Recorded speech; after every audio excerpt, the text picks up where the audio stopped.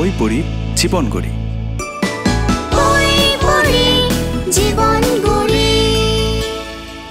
ছোট্ট বন্ধুরা, কেমন আছো তোমরা? আমি ত্রোপা মজুমদার। আমি কিন্তু খুব ভালো আছি। আর আমার ভালো থাকার রহস্যটা কি জানো? এই চমৎকার বুক শেলফ। এত মজার মজার বই দেখেই তোমার মনটা ভালো হয়ে গেছে। চলো আমরা একসাথে একটা গল্পের বই পড়ি। কোন বইটা পড়বো বলো তো? তোমাদের কোনটা পছন্দ? আমার একটা পছন্দ আছে। সেটা কোনটা জানো? এই বইটা। এটার নাম সুজন ও কালো ভূত। মনে হচ্ছে খুব মজার হবে। চলো পড়ে ফেলি।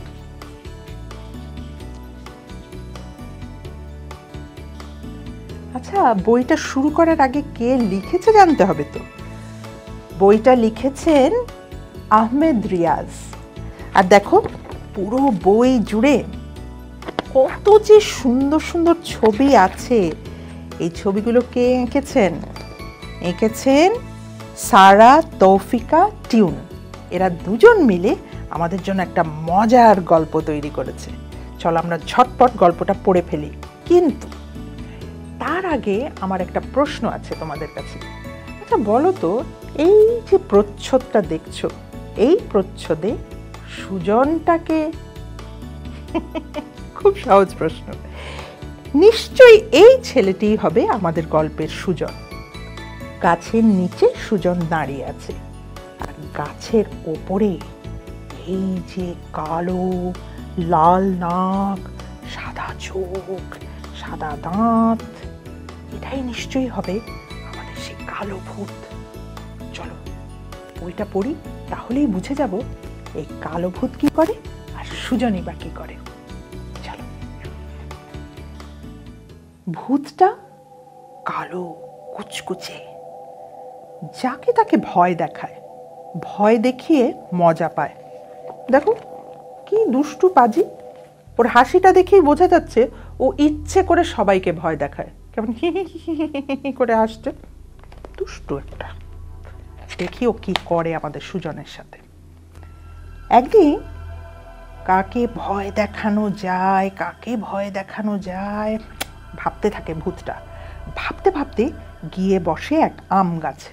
দেখো ও ভাবছে কাকে ভয় দেখাবো, এই ভাবছে আম গাছে বসে আর পা দোলাচ্ছে। আম গাছটা সরু পথের পাশে। দেখো কি সুন্দর একটা রাস্তা।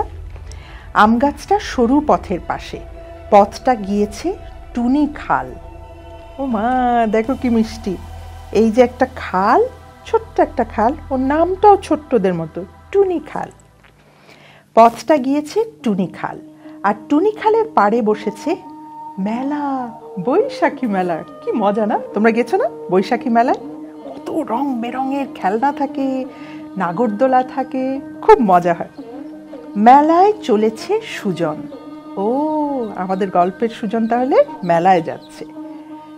যাওয়ার সময় একা একা সুরে সুরে গাইছে, মেলায় যাব, হাতি খাবো, ঘোড়া খাবো। ও মা, দেখো সুজন গাইতে গাইতে যাচ্ছে। আর এই যে মেলাটা বসেছে, এই দেখো আমি তোমাদেরকে বলেছিলাম না, নাগরদোলা আছে, কত সুন্দর সুন্দর দোকানপাট আছে, অনেক মানুষ, বাচ্চারা মা বাবার সাথে মেলায় এসছে। সুজনও সেখানে যাচ্ছে, গাইতে যাচ্ছে, মেলায় যাব, হাতি খাবো, ঘোড়া খাবো। না, কালো ভূত ঠিকমতো শুনতেই পেল না ছেলেটার কথা। কারণ একটা টিয়া পাখি ডেকে উঠেছিল, ওর ডাকটার কারণে সুজন আসলে কি গাইছিল কালো ভূতটা শুনতে পায়নি। এই দেখো টিয়া পাখিটা, লাল ঠোঁট, সবুজ গা, কি সুন্দর না টিয়া পাখিটা। কালো ভূতটা বিরক্ত হয়েছে, আর এই টিয়া পাখিটার জন্য তো শুনতেই পাচ্ছি না সুজন কি বলছে।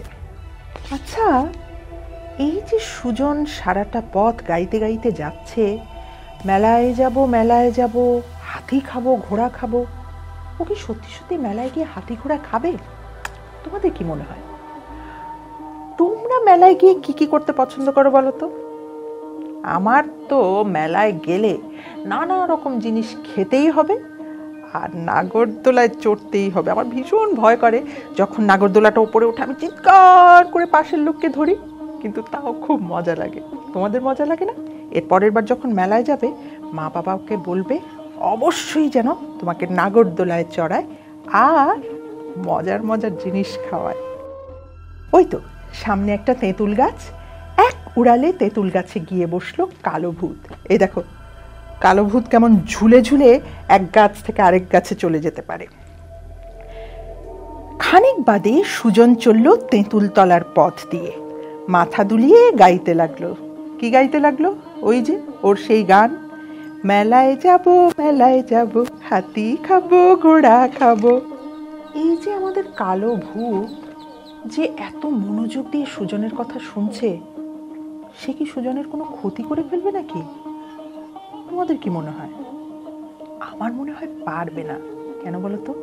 কারণ আমাদের সুজন যে সাহসী, সে বলছে হাতি খাবে ঘোড়া খাবে, তাকে এই ভূত কি করবে? চলো দেখি সত্যি সত্যি কি করতে পারে কালো ভূত, আর কি বা করতে পারে আমাদের সুজন। চলো। এবার শুনলো কথাটা, আর শুনেই ভূতের চোখ দুটো উঠে গেল কপালে। সত্যি বলছে ছেলেটা? না, আরেকবার শুনতে হবে তো, যাচাই করতে হবে ঠিক শুনেছি কিনা। কি শুনে ভয় পাচ্ছে বলো তো ভূতটা?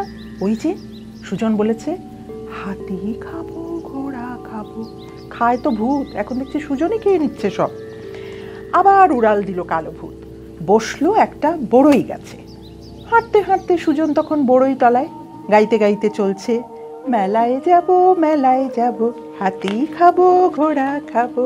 ও তো মনের আনন্দে গাইছে, আর এই দিকে কালো ভূত ভাবছে যে কি বলে ছেলেটা। ওই তো ঠিক ঠিক শুনেছি, এবার ছেলেটা হাতি আর ঘোড়া খাওয়ার কথা বলছে। এইটুকুন ছেলে ইয়া বড় হাতি আর ঘোড়া খাবে? সুজনকে ভয় দেখাবে কি, উল্টো নিজেই ভয় পেয়ে গেল কালো ভূত, কাঁপতে লাগলো ভয়ে। ওই দেখো, আসলে অন্যকে ভয় দেখায়, নিজে কতটা ভীতু দেখো। সুজনের গান শুনে, ওই হাতি খাবো ঘোড়া খাবো শুনেই ওর কাঁপাকাঁপি অবস্থা। কালো ভূত পালাতে চাইলো, কিন্তু পারল না। বড়ই গাছে বসতেই কাঁটা ফুটলো ভূতের গায়ে, অনেকগুলো কাঁটা। বড়ই গাছে কাঁটা থাকে, ভয়ের চোটে ভুলেই গেছে ভূতটা। ভূত আসলে বোকাই হয়, বুঝলে? গায়ে কাঁটা ফুটতেই ভূতের ভয় আরো বেড়ে গেল। তারপরে ঘটলো মজার ঘটনা। ভূতটা হয়ে গেল একটা কি ডিম, ভূতের ডিম। এই দেখো, আমরা বলি না ভিতুর ডিম, এটা হলো ভূতের ডিম। ভূতের ডিম, ভয় পেলে ভূতেরা ডিম হয়ে যায়। তবে তাই রে নানা তাই রে নানা, সে ডিম ফুটে হয় না ছানা। তার মানে কি, অন্য ডিম ফুটে বাচ্চা হয়, কিন্তু ভূতের আর বাচ্চা হয় না। ওই ডিমের ভেতরে থেকে ওখানেই ডিম হয়ে বসে থাকতে হয় ওকে।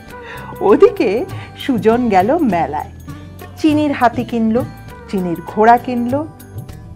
ও, রহস্যটা এবার বুঝেছো? হাতি খাবো ঘোড়া খাবো, এই সেই হাতি এই সেই ঘোড়া। চিনির হাতি ঘোড়া দেখেছো কখনো? মেলায় কিনতে পাওয়া যায়, খুব মজা খেতে, আমার তো ভীষণ মজা লাগে। তারপর খেতে খেতে বাড়ির পথে পা বাড়ালো।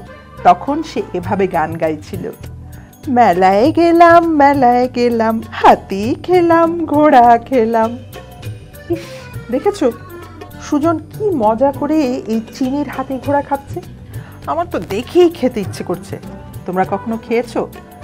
যদি না খেয়ে থাকো, আগামী বৈশাখী মেলায় অবশ্যই যাবে, আর অবশ্যই এই চিনির হাতি ঘোড়া খাবে, দেখবে কি মজা। সুজন হাতি খাচ্ছে ঘোড়া খাচ্ছে, আর বোকা ভূতটা ভেবেছে সত্যিকারের হাতি খাবে সত্যিকারের ঘোড়া খাবে। হায় রে ভিতুর ডিম। ভূতের ডিমও শুনলো সে কথা। ওরে বাবা রে, ওরে বাপ রে, এত কিছু খেয়েছে ছেলেটা, এখন বুঝি ডিমও খাবে। শুনেই ভূতের ডিমের সে কি কাঁপা কাঁপি। দেখো, ডিমের ভেতরে থেকেও পোকাটা ভাবছে যে ও সত্যি সত্যি হাতে খেয়েছে ঘোড়া খেয়েছে। এই ভয়ে ডিমের ভেতরেও কাঁপাকাঁপি শুরু করেছে। আর এমন কাঁপছে, কাঁপতে কাঁপতে গাছ থেকে নিচে পড়ে গেল ভূতের ডিম। আর গাছ থেকে পড়েই ঠাস ফেটে গেল ভূতের ডিম। এই দেখো, যেই গাছ থেকে পড়েছে, গাছ থেকে পড়লে কি আর ডিম আস্ত থাকে? যথারীতি ঠাস করে ডিমটা ফেটে গেল। ডিমের ভেতর থেকে বেরিয়ে হাওয়া হয়ে গেল কালো ভূত। ভূত তো কাজে ভূতের তো আর বাচ্চা হতে পারে না। ডিমটা যেই ভেঙে গেল, ফেটে গেল, আর ও ফুস করে আকাশে মিলিয়ে গেল। আর বড়ই তলায় পড়ে রইল কেবল ডিমের সাদা খোসা। কি মজার না গল্পটা? দেখো, যেহেতু সুজন ভয় পায়নি, তাই ভূত সুজনকে কোনো ভয় দেখাতে পারলো না। উল্টো কি হলো, সুজনের সাহসের কাছে, বুদ্ধির কাছে, মজার কাছে ভূতটাই কাবু হয়ে গেল। ওই ভয়ে ভূতের ডিম হয়ে গেল, ডিম ফেটে ফুস করে আকাশে মিলিয়ে গেল। গল্পটা তোমাদের কেমন লাগলো? আমার তো খুব মজা লেগেছে। বিশেষ করে, আচ্ছা আগে তোমরা বলো, তোমাদের কাকে বেশি ভালো লেগেছে, সুজনকে না কালো ভূতকে? সুজনকে আমার ভালো লেগেছে, কিন্তু মজা লেগেছে কালো ভূতের অবস্থা দেখে। কেন বলো তো?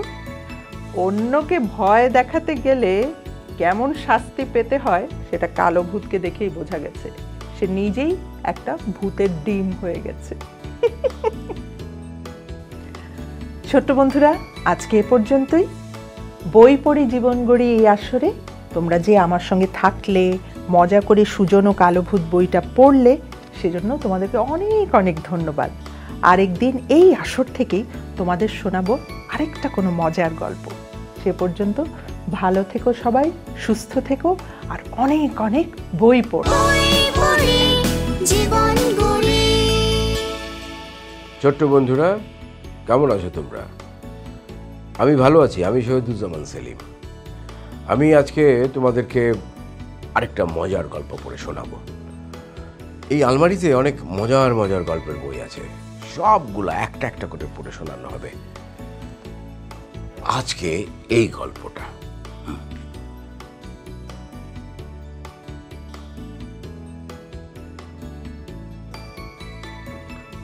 বইটার নাম দাদুর জন্য ভালোবাসা। এখানে একজন দাদুকে দেখতে পাচ্ছি আর একটা বাচ্চা মেয়েকে দেখতে পাচ্ছি। এই গল্পের বইটা তোমাদের জন্য লিখেছে ফারজানা তান্নি, আর এর মধ্যে যে সুন্দর সুন্দর ছবি আছে সেগুলো এঁকেছে মানবেন্দ্র গোলদার। চলো শুরু করি। রূপাকে দাদু গল্প শোনায়। দাদুর ছেলেবেলার গল্প, গ্রামের মাঠে ঘাটে ছুটে বেড়ানোর গল্প, বাংলা মায়ের গল্প, বাংলা মাকে ভালোবাসার গল্প। গল্প শুনতে রূপার খুব ভালো লাগে। এই যে রূপাকে গল্প শোনাচ্ছে দাদু। একদিন দাদুর মন ভালো নেই, এতে রূপারও মন খারাপ হয়। রূপা ভাবতে থাকে, দাদুর মন ভালো নেই, দাদুর মন ভালো করতে হবে, কিন্তু কিভাবে? দাদুকে চশমা পরিয়ে দেয়, তা ধিন নেচে দেখায়, তবু দাদুর মন খারাপ। না, এভাবে হবে না, অন্য কিছু করতে হবে। হঠাৎ একটা বুদ্ধি আসে মাথায়।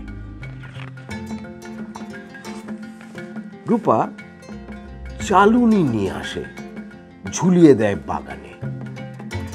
চালুনি মানে কি বোঝো তো? চালুনি মানে আটা বা ময়দা ওই ছাকার জন্যে, দেখবে রান্নাঘরে আছে সবারই, তোমাদের বাড়িতেও আছে। ও এরকম এরকম করে আটা বা ময়দা ওটা দিয়ে ছাকা হয়, আর অনেক কিছুই ছাকা হয়, ডাল ছাকা হয়, অনেক ক্ষেত্রে চাল ছাকা হয়, ওটাকে বলে চালুনি। এই যে চালুনি, হ্যাঁ চালুনি ছবি দেখেছ? গাছে পানি দেওয়ার ঝাঁঝরি নেয়, ঝুলিয়ে দেয় গাছের ডালে। পানি দেওয়ার ঝাঁঝরি মানে বোঝো তো?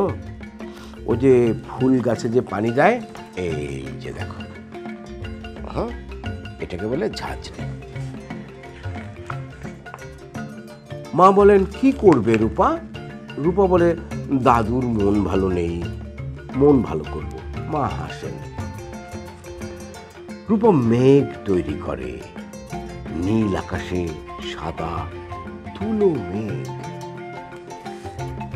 কাগজ কেটে কেটে এই যে দেখো সাদা মেঘ বানিয়ে গাছে ঝুলিয়ে দিয়েছে। বাবা বলেন, কি করবে রূপা? রূপা বলে, দাদুর মন ভালো করব। বাবাও হাসেন। এই যে বাবা আর রূপা দুজন কথা বলছে। রূপা খড় আনে, আর আনে খেলনা ঢেকি। ঢেকি মানে বোঝো তো? এই যে এখানে ঢেকির একটা ছবি দেয়া আছে। ঢেকি দিয়ে মানুষ কি করে বলো, জানো?